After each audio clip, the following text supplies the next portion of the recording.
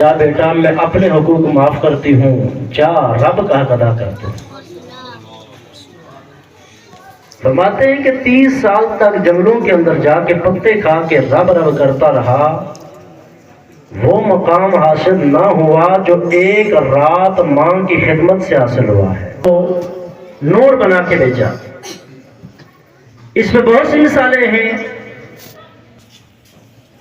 سیدہ حلیمہ کہتی ہیں کہ میرے گھر کا یہ عالم تھا کہ کئی دن تک چولہا نہ جلتا تھا، لیکن آمنہ کے لال کو لے کے گئی تو سہیلیاں پوچھتی ہیں، حلیمہ یہ تو بتانا کہ اتنی فضول خرچی کر رہی ہو، پہلے یہ حال تھا کہ کئی دن گھر کا چولہا نہ جلتا تھا، اب رات کو روشنی بند ہی نہیں کرتی ہو، وجہ کیا ہے؟ آپ نے کہا روشنی میں نہیں جلاتی۔ کہتی ہے کہ نور ازلی چمکیا، غائب اندھیرا ہو گیا، کملی والا آ گیا، تھا سویرا ہو گیا۔ کہتی ہے روشنی میری نہیں، یہ کملی والے کی ہے۔ اب ایسی وقار آمنہ کے لال مدینے کے تاجدار کو مالک کائنات نے نور بنا کے بھیجا۔ میں کوشش کرتا ہوں اپنے وقت میں رہتے ہوئے چند گزارشات آپ کے سامنے پیش کروں۔ بایزید بستامی رحمت اللہ تعالی علیہ، آپ نے ماں لے کے گئی بیٹے کو قاری صاحب کے پاس کہ آؤ پڑھنے کے چلتے ہیں۔ بیٹا گیا، قاری صاحب نے پڑھایا کہ پڑھیے بیٹا، انشکر لی والی والی دیکھ،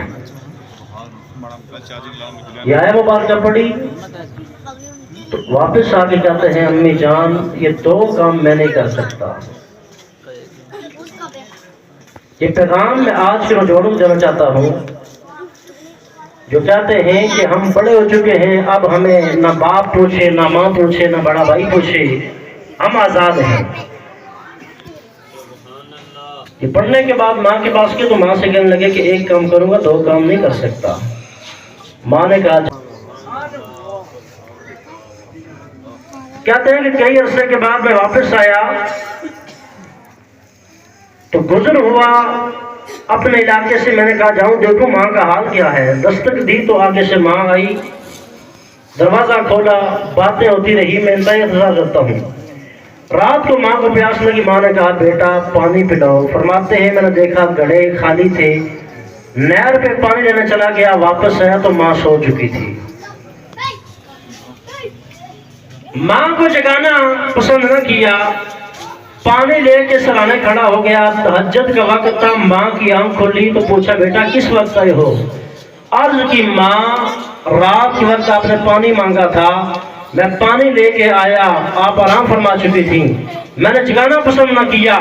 آپ نے کہا بیٹا جا تو نے میرا عدل کیا ہے، میں رب سے دعا کرتی ہوں مالک کائنات تجھے زمانے کا ولی بنا دے گا۔ سبحان اللہ۔ تو شاعر نے کہا پوچھو با یزید کو لوں، ماں کن جوڑی پر دے دیئے، ایک گڑی دی خدمت جس دی ہوش کتب کر دے دی۔ ایک گڑی ماں کی خدمت کی تو یہ مقام میرا فرماتے ہیں 30 سال جنگلوں میں رہ کے وہ مقام حاصل نہ کیا جو ایک رات ماں کی خدمت سے حاصل ہوا ہے۔ اور آمنہ کے لال نے فرمایا الجنت تحت اقدام الامہات، جنت ماں کے قدموں کے نیچے ہے۔ جس جنت کا آج ہم ادب نہیں کر رہے۔ سیدنا ابو ہریرہ رضی اللہ تعالیٰ عنہ فرماتے ہیں کہ حضور نبی کریم صلی اللہ علیہ وسلم کے پاس ایک آدمی آیا اور آ کے عرض کرنے لگا یا رسول اللہ میرا حسن سلوک کا سب سے زیادہ حقدار کون ہے؟ فرمایا تیری ماں۔ تیری ماں؟ تیسری مرتبہ پوچھا کون؟ فرمایا تیری ماں۔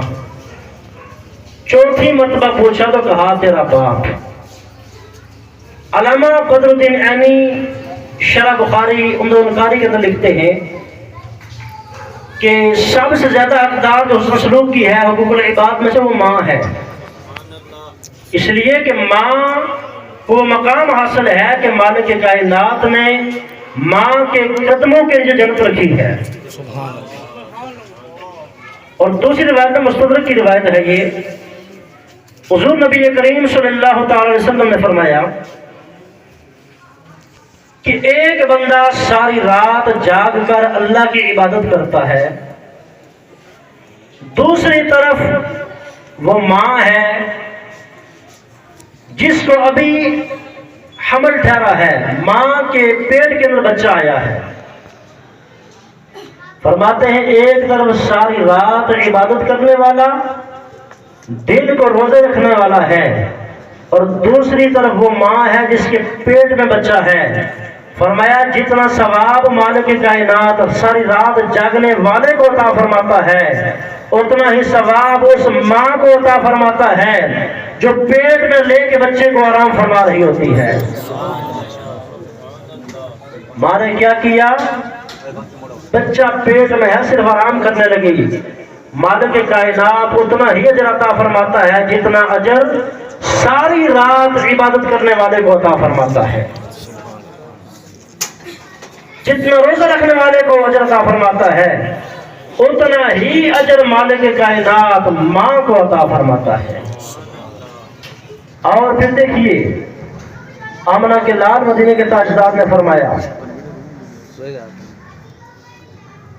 کہ ایک طرف جہاد پہ جانے والا ہے، جتنا ثواب مالک کائنات جہاد کرنے والے کو عطا فرماتا ہے اتنا ہی ثواب ماں کو عطا فرما رہا ہوتا ہے۔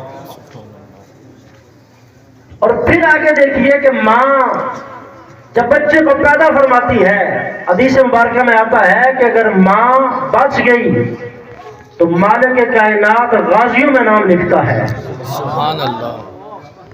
اور اگر بچہ پیدا کرتے ہوئے ماں مر جائے تو مالک کائنات شہید کا درجہ عطا فرماتا ہے۔ سبحان اللہ۔ اور اس کے بعد دیکھیے جب ماں بچے کو دودھ پلاتی ہے، مستدرک کی روایت میں آتا ہے کہ مالک کائنات ہر ایک قطرے کے بدلے اسماعیل علیہ السلام کی امت میں سے ایک غلام آزاد کرنے کا ثواب عطا فرماتا ہے۔